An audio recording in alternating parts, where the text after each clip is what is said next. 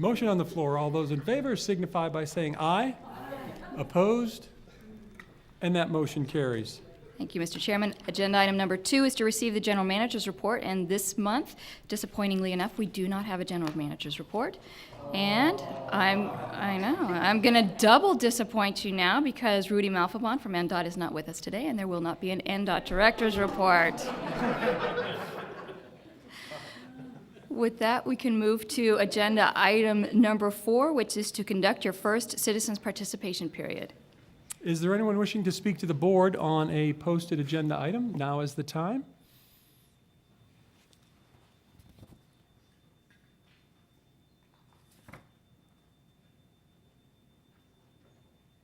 Okay.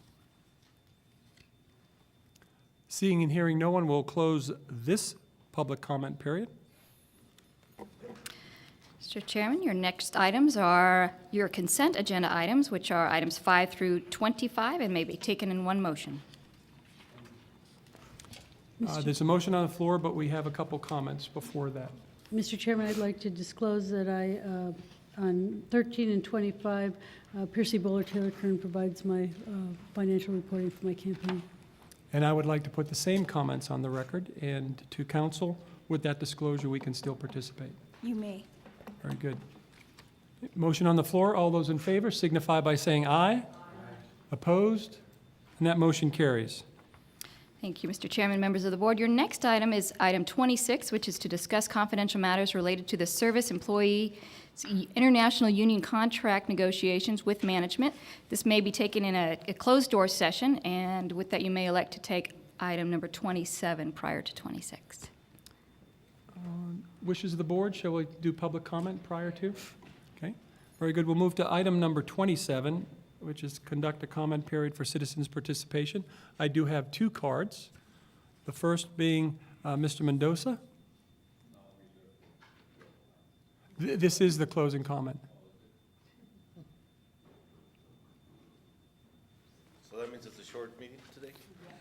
Depends how Okay. closing your comments are. No, basically, we just want to inform the RTC commissioners that we are prepared to deal with the split in the system, but at the same time, hopefully the commissioners are prepared to accept responsibility for their actions. We still feel that there has been a 13C violation, but we'll deal with it as you guys proceed forward in the split in the system. We will negotiate in good faith with whoever you guys select. But again, also, please take into consideration some of those buses out there are unsafe. And we have filed a complaint with OSHA, and they are looking into it. And in regards to those wheel covers that RTC Commissioner Legal Counsel says that you are exempt, we tend to differ on that. Because if the only time that you guys can be exempt if you are performing the work. And in this case, you guys are not performing the work. You guys are subcontracting the work. So anyway, thanks, and we'll see you around. Thank you, Mr. Mendoza. Our next card placed in is Larry Casera. Thank you very much. My name is Larry Kachera. I'm General Manager of Veolia Transportation here in Las Vegas.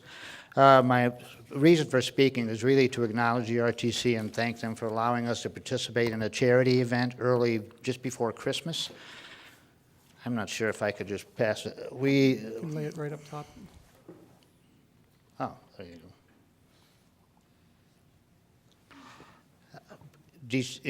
In December, we participated in a Stuff-A-Bus campaign.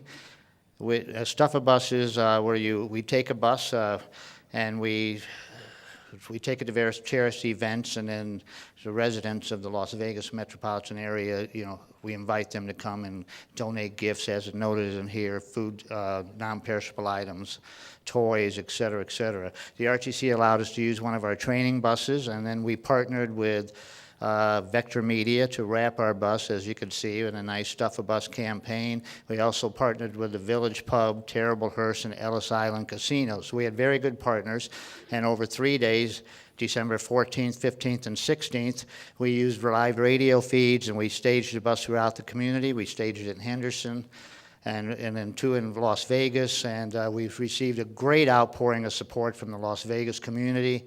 It was great. We even advertised in the North Vegas leadership. The members of that, they put it on their websites because one of our employees is in the North Las Vegas leadership program. So it was a great event. We really appreciated it. The event was run by our frontline employees, all operators and mechanics who spent the 3 days out there for this charity event. And then on December 17th, we took the bus, and honestly, it was stuffed full. And as you see from the picture, we were donated over 30 bicycles, and we donated them to the Salvation Army, who was using them on December 22nd for an event at Cashman Fields to give a Christmas to over thousands of needy children. So thank you very much, and we appreciate Tina approving that. Thank you, thank you. All right. Thank you, Mr. Kuchera, and also thank the employees that were involved. Our third request is from Don DeMar. Public comment? Yes.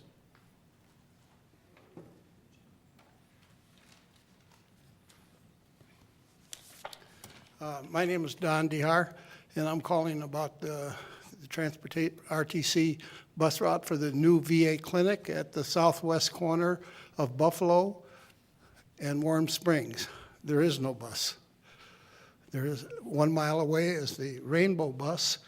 I brought some maps, if you'd like them now, but let me briefly just tell you what the problem is. Of all the places, they have 4 new clinics in this city and 1 brand new hospital, and the hospital is in transition. It's not 100% filled up yet because of construction, interior construction, electrical work, et cetera. But I hear that'll be done in another 3 or 4 months, everything. But at Warm Springs, that's where the geriatric clinic is. That's for the veterans 75 and older, no bus. All you gotta do,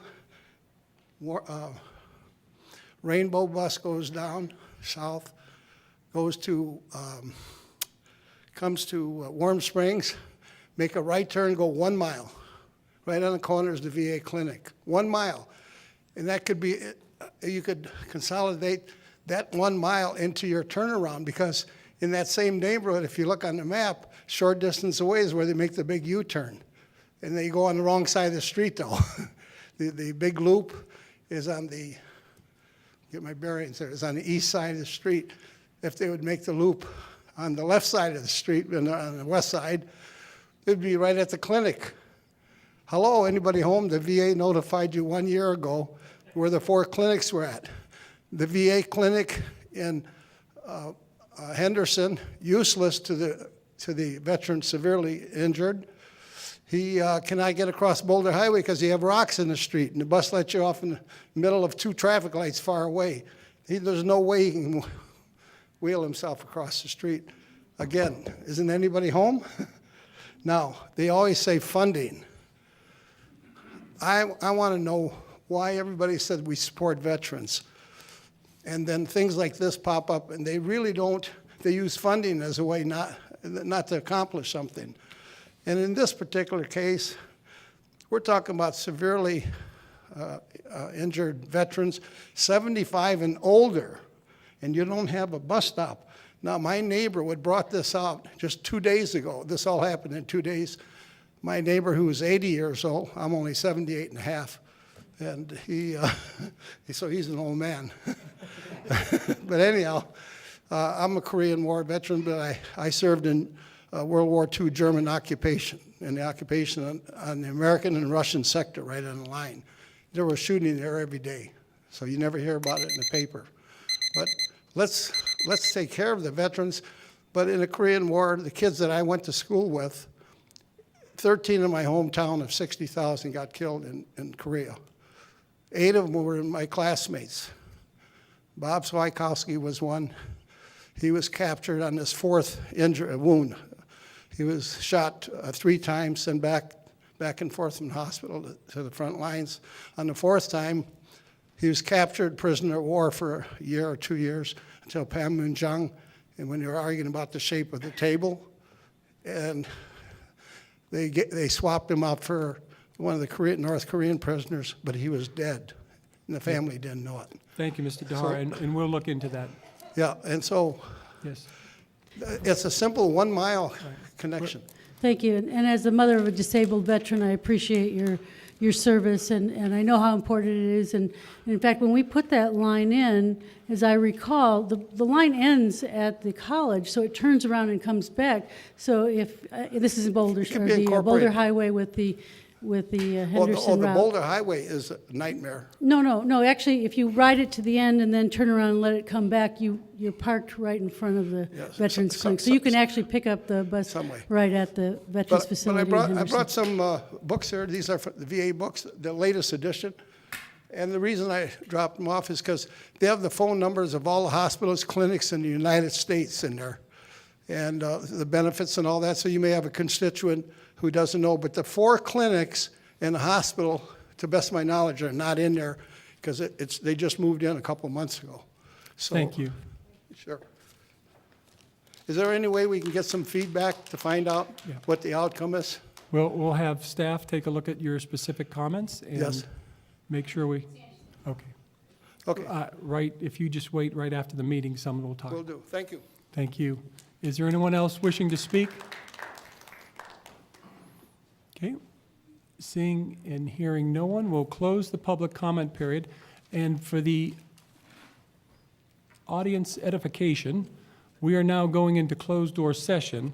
So the formal meeting is over. We will come back out after our closed-door session, but simply to adjourn the meeting. You're welcome to wait around and to see that monumentous occasion when we adjourn. But if not, we thank you for coming down. Happy New Year to everyone, and we'll see you next month. Mr. Chairman, we need a motion. I need a motion. I move to go into closed-door session for the purposes of 288. Thank you. There's a motion on the floor. All those in favor signify by saying aye. Opposed? We are heading into closed session.